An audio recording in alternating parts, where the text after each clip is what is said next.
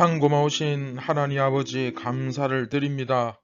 지난 밤에도 저희가 잠들어 있는 동안에도 하나님은 저희들을 위하여 일하시고 또 예수님께서 저희에게 이 세상의 모든 악한 영향력과 또 마귀 사탄의 권세로부터 지켜주시기 위하여 은혜를 부어 주시니 정말로 감사를 드립니다. 우리가 오늘 이 아침에 다시 한번 눈 뜨며 그 예수님께 감사하는 마음 허락하여 주시고 그 예수님을 알아가는 기쁨이 충만하게 하여 주시옵소서. 진리를 알지니 진리가 너희를 자유케 하시리라는 그 주님의 가르침을 우리가 오늘 잘 새겨 듣고 오늘도 기뻐하며 자유하며 즐거워하는 저희 모두가 다 되게 하여 주시옵소서. 생명의 빵을 먹습니다. 우리가 이 빵을 잘 먹을 수 있도록 성령께서 깨달음을 주시고 성령의 충만한 은혜를 허락하여 주시옵소서. 예수님의 이름으로 기도드립니다. 아멘. 네, 안녕하십니까. 선한제자교회 성도 여러분. 9월 27일 화요일 아침이 밝아오고 있습니다. 오늘 36번째 이야기, 예수님께 고발당하는 피고인 세 번째 시간이죠. 저주를 받은 자들이라는 제목으로 요한복음 7장 50절부터 52절까지의 말씀을 우리 함께 보도록 하겠습니다.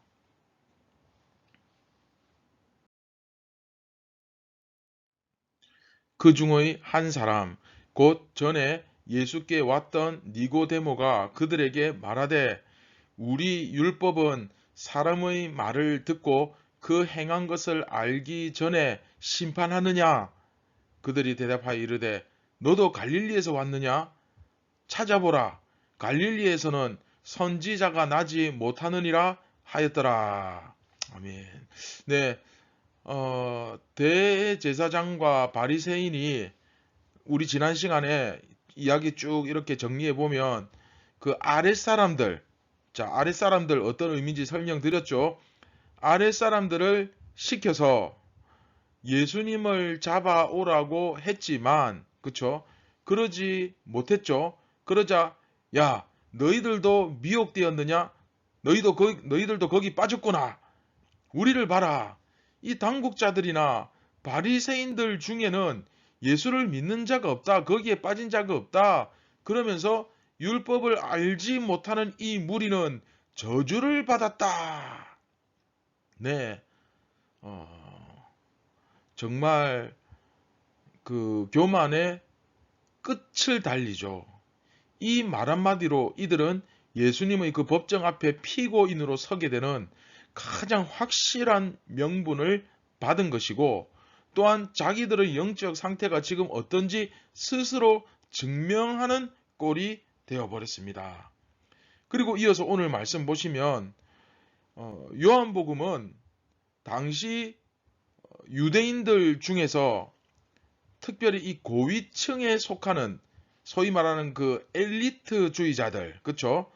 그들의 그 악한 생각을 갖고 있음을 정확하게 요한복음은 지적합니다. 그 당시 사회 악이었다. 이런 악한 생각을 가지고 있었다. 이렇게 고발을 하고 있죠. 그런데 오늘 본문에서는 이제 예외 조항을 둡니다. 모두가 다 그런 것은 아니었다. 네, 그런 표현을 하고 있습니다. 바로 누구냐? 네, 니고데모가 등장을 하죠. 니고데모가 등장해서 하는 얘기가 뭐냐면 아니 우리 율법은 사람의 말을 듣고 또 그 행한 것을 알기 전에 그쵸? 그 사람의 말을 듣고 증인들을 세우고 그래서 여러 정황을 따져보고 그렇게 해서 그 재판을 열어서 해야 하는데 너희들은 아니 우리 율법은 사람의 말을 듣고 그 행한 것을 알기 전에 심판부터 하느냐 이제 이렇게 이야기를 하는 거죠. 맞는 얘기죠. 니고데모도 분명히 그 사내들인 공의회원 중에 한 사람이었을 거고 그 아주 높은 사람이었을 거고 그럼에도 불구하고 즉 그런 그 당국자들이었음에도 불구하고 그들과는 생각이 달랐다는 것을 이제 여기서 보여줍니다. 다시 말하면 당국자, 곧 사내들인 공의의 그 회원들을 다 싸잡아서 전부 다 비난하지는 않았다는 거예요. 예외도 있었다는 거예요. 이것은 앞에 이제 48절에서 한 말이 또한 틀렸다는 것을 보여주죠. 앞에서 48절에서 뭐라 그랬습니까? 당국자들 중에서 우리 바리새인들 중에서 예수를 믿는 사람 있느냐? 없다. 뭐 이런 말을 했는데 니고데모가 딱 등장하죠. 이건 눈치 없어서 등장한 게 아니고 정말 정의에 그 나름대로 양심을 가진, 그렇죠? 니고데모가 이렇게 딱 정확하게 온전하게 믿는다고는 말하기는 어렵지만 그래도 존중은 하고 있었다는 것을 우리가 볼 수 있죠. 자, 우선 요한이 모든 공의회 회원들을 다 비난하지 않는 것에는 이유가 있을 것 같습니다. 아마도 초대교회에서도 그 고위직 당국자들이나 그런 출신들이 없지 않았기 때문이 아닐까. 분명히 있었겠죠. 그리고 사도행전 6장 7절에 보면 분명히 나옵니다. 그 제사장들 중에서도 예수님을 믿고 복음을 받아들인 자들이 많았다고 기록이 되어 있죠. 자, 6장 7절 화면 보시면 나오죠. 같이 한번 보겠습니다. 하나님의 말씀이 점점 왕성하여 예루살렘에 있는 제자의 수가 더 심히 많아지고, 자, 그 다음에 허다한 제사장의 무리도 이 도가 뭡니까? 예수 그리스도의 가르침이죠. 이 도에 복종하니라. 네. 제사장이면 사내들인 공의회원일 수도 있고 또 아닐 수도 있지만 그럼에도 불구하고 어쨌든 고위층에 속하는 사람인데 그 중에서도 예수님을 믿는 사람이 있었다는 거예요. 그리고 바울 같은 경우도 정통 바리새인 출신 아닙니까? 바울도 바리새인입니다. 따라서 유대교의 고위직이라고 해서 전부 다 싸잡아서 다 악한 자들은 아니었다고 이제 말할 한 번쯤 언급할 필요는 있었을 것입니다. 그러면서 요한은 니고데모를 이제 그래서 등장시켜서 예수님을 잡고자 하는 저 유대인들, 악한 유대인들이 율법을 잘못 적용하고 있다. 그러나 전부 다 이렇게 악한 것은 아니었다라는 사실을 가르쳐 주고 있죠. 그 중에는 정말 선한 양심을 가지고 이렇게 하나님을 믿으려고 하는 사람도 있었다는 거예요. 율법대로 하자면 정식 재판을 거쳐서 저 사람 말이 맞느냐 틀렸냐 그걸 따져야지. 아니 니네들 마음대로 그냥 재판부터 이렇게 덥석하면 어떡하냐. 이거는 정말 맞는 말이거든요. 그런데 이제 저들이 뭐라고 공박을 하느냐 하면 여기서 좀 재미있는 표현이 나오죠. 너도 갈릴리 사람이냐? 갈릴리에서는 선지자가 나지 못한다. 이게 이제 소위 말하는 너 어디 출신인데? 하여튼 경상도 사람들은 다 하여튼 경상도에서 무슨 선한 게 나겠냐? 홀로 뭐 너 전라도 사람이냐? 전라도 사람들 다 이래. 그렇지 않죠. 이번에 여수로 아내하고 함께 세미나를 가서 또 거기서 좋은 호텔에서 참 귀한 대접을 받으면서 우리가 섬기면서 이렇게 여수를 둘러보면서 아내하고 공통적으로 느낀 게 정말 전반적으로 여기 사람들은 너무 친절하고 예의가 바르다. 심지어 그 어느 동네에 가도 그 노는 아이들이 있잖아요. 이렇게 조금 약간 아웃사이더 같은 그런 아이들조차도 기본적인 예의라든지 그 예절이 참 바르다는 걸 느끼면서 많이 놀랐어요. 그런데 너도 갈릴리 사람이냐? 갈릴리에서 선지자가 나지 못한다. 이거 정말 이제는 그들이 학벌이나 학연, 지연, 어떤 계층, 지위 이런 걸 뛰어넘어서 이제는 한술 더 떠가지고 이제 지역 차별까지 서슴지 않고 하고 있는 것을 볼 수가 있죠. 너 유대 출신이냐 아니면 갈릴리 출신이냐 뭐 이런 거 가지고 이제는 차별을 하기 시작하는 거예요. 예를 들어서 거기서 니고데모가 저는 유대 출신입니다. 그러면 한 사람이 나도 유대 출신인데 유대 어디야? 그래. 나 거기 혹시 거기 사거리 앞에 GS25 그 맞은편에 4층 건물 알아? 나 거기 우리 아버지가 거기 살아. 저는 그 앞에 GS25 편의점 아들인데요. 반갑다. 뭐 이런 상황들. 그쵸? 이런 이제 우리가 차별을 우리가 지금 여기서 보고 있는 겁니다. 그런데 문제는 이게 이제 갈릴리에서는 선지자가 나지 못한다 이런 말을 이제 자신 있게 하는데 이게 성경에 전혀 근거가 없는 얘기입니다. 저들은 성경에 한번 찾아봐라. 그렇게 이야기하지만 실제로는 성경에 그런 말이 안 나옵니다. 예. 오히려 여러분 잘 아시는 그 요나 선지자, 그쵸? 다메섹으로 도망가려고 했다가 니느웨로 간, 다메섹으로 가려고 했다가 니느웨로 간 그 요나 선지자, 그쵸? 그 요나 선지자가 갈릴리 출신입니다. 그 가드 헤벨, 그 갈릴리에 속한 가드 헤벨 출신입니다. 열왕기하 14장 25절 보시면 나옵니다. 나중에 한번 찾아보십시오. 결국 요한이 이 이야기를 왜 하고 있느냐? 이 논쟁을 통해서 그쵸? 도대체 누가 율법을 알지 못하는 자냐 하는 사실이 지금 드러나고 있는 겁니다. 말씀을 맡았고 말씀을 가르치고 너희들이 그 말씀으로 인도하는 자들이라고 하지만 너희들은 말씀을 모른다라는 것이 여기서 드러나는 거죠. 분명히 저들은 자기네들 입으로 율법을 알지 못하는 이 무리는 저주를 받은 자로다. 말 자체는 틀린 게 없어요. 율법을 깨닫지 못하고 이 말씀의 진리를 이해하지 못하면 저주를 받을 수밖에 없죠. 그렇게 이야기했어요. 그런데 정작 자기네들이 이 말씀을 율법을 알지 못한다는 거, 알고 있지 못하다는 것이 지금 자기들 입속 말하는 입을 통해서 지금 드러나고 있는 거잖아요. 이해되셨죠? 결국 누가 저주를 받은 자들이란 말입니까? 오늘 제목이죠. 저주를 받은 자들. 누가 저주를 받은 자들입니까?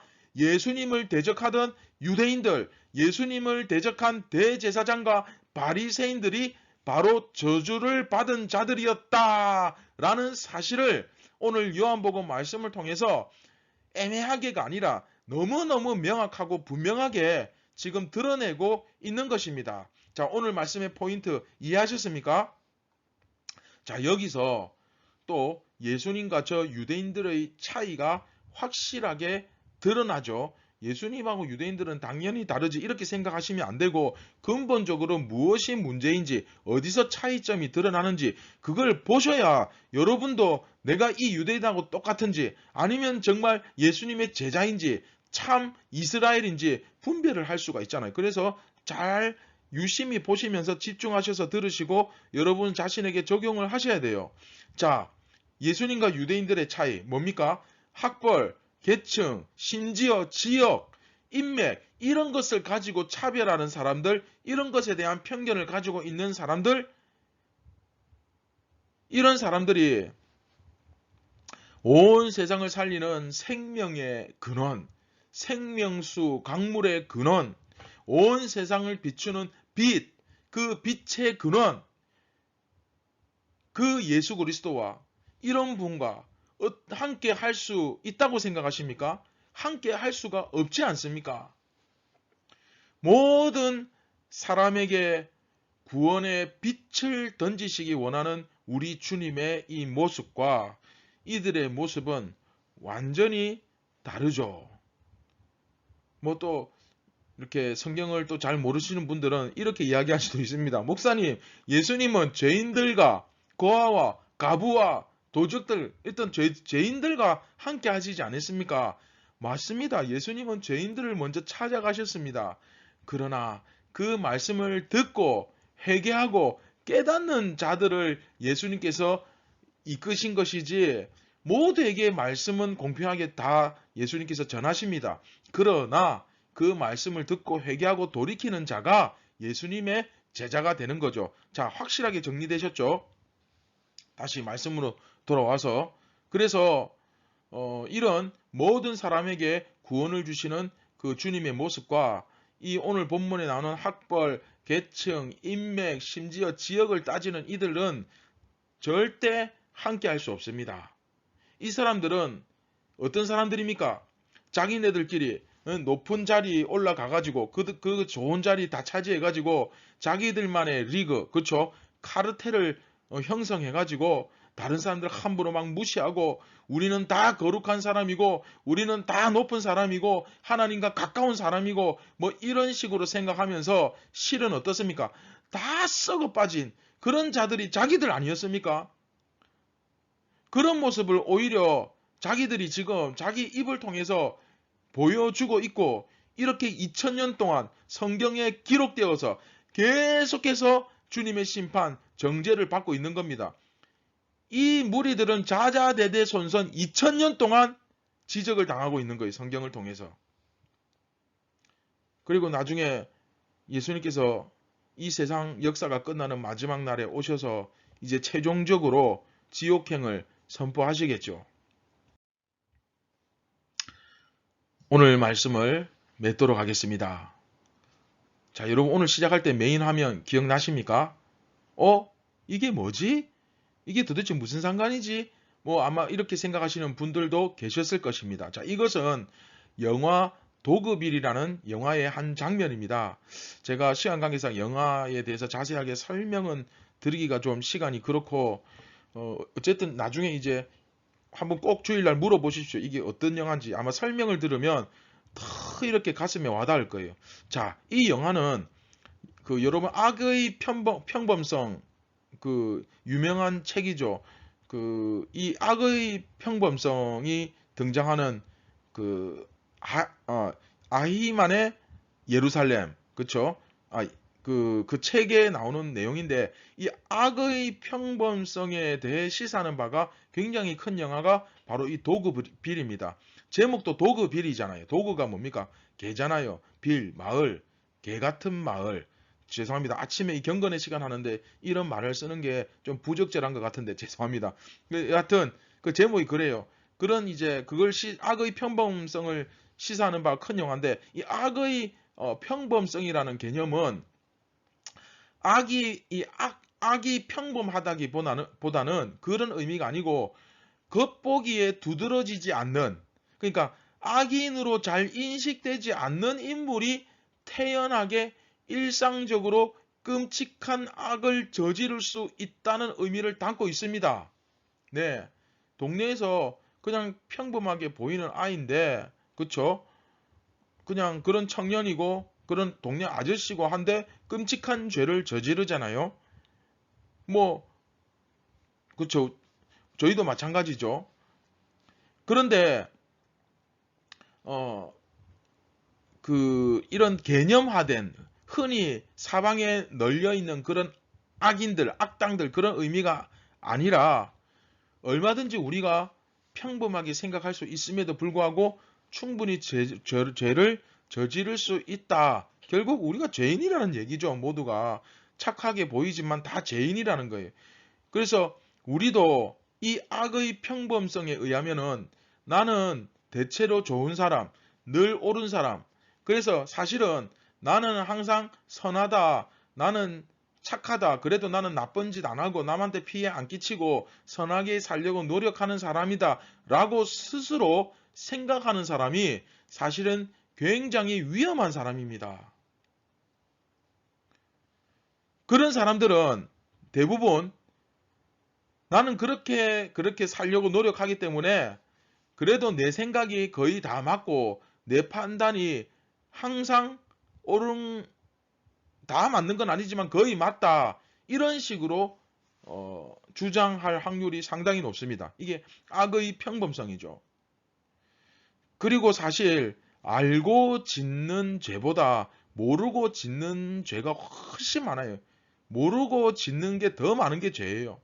우리가 성경을 모르니까 이렇게 더 많은 죄를 짓잖아요. 성경을 아는 것은 여기서 말하는 성경을 안다는 거 공부 좀 했다는 뜻이 아니라 예수님과 인격적인 관계가 된다는 거예요.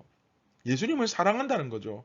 그렇게 되면 그냥 야 제발 좀 하지 마라 해도 안 해도 그렇게 말 안 해도 점점 죄 짓는 것으로부터 멀어질 수밖에 없어요. 자꾸 습관적으로 거짓말하고 술 마시고 담배 피고 남 험담하고 정죄하고 이게 어색해집니다. 그렇죠?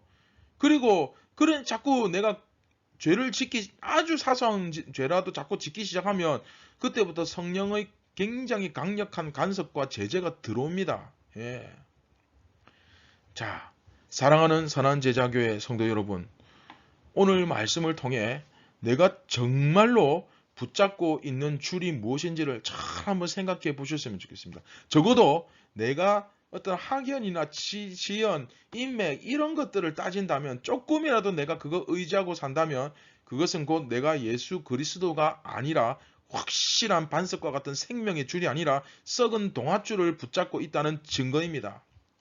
왜냐하면 예수님과 그리고 어떤 학연, 지연, 인맥 이런 것이 함께 공존할 수가 없습니다. 빛과 어두움이 같이 할 수 없듯이 물론 저도 그런 것들 때문에 도움 받을 때 있죠. 제가 그걸 의도한 건 아닌데 어떻게 이야기가 나오다 보니까 같은 고향 출신이고 또 뭐 같은 어디 학교 출신이고 그래서 그것 때문에 좀 혜택을 받고 좀 일이 잘 풀릴 때도 있습니다.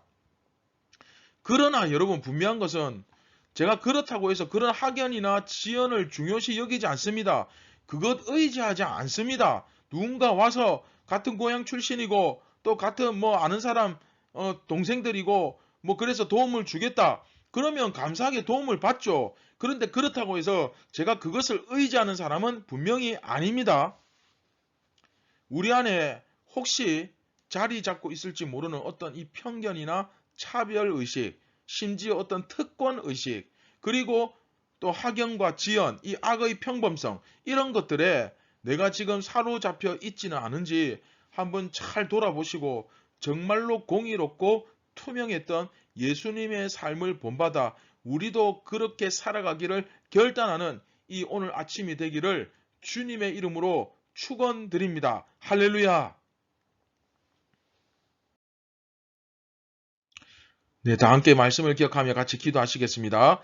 참 고마우신 하나님 아버지, 오늘 말씀을 통해서 나에게도 이런 썩은 동아줄, 이 다 썩어 빠진 얼마 안 가서 끊어지고 마는 그런 썩어 빠진 줄을 붙잡고 살아가진 않는지 내 자신을 점검할 수 있도록 도와주시고 자꾸 내 느낌이나 내 생각을 믿는 것이 아니라 확실한 데이터, 확실한 진리, 이 말씀을 통해서 내 자신을 돌아볼 수 있는 그런 지혜와 영안을 활짝 열어주시고 성령님 역사하여 주시옵소서. 오늘도 우리가 썩지 아니할 끊어지지 않는 진리, 오직 한 길, 오직 한 생명, 바로 예수 그리스도라는 확실한 줄을 붙잡고 살아가는 저희 모두가 다 되게 하여 주시옵소서.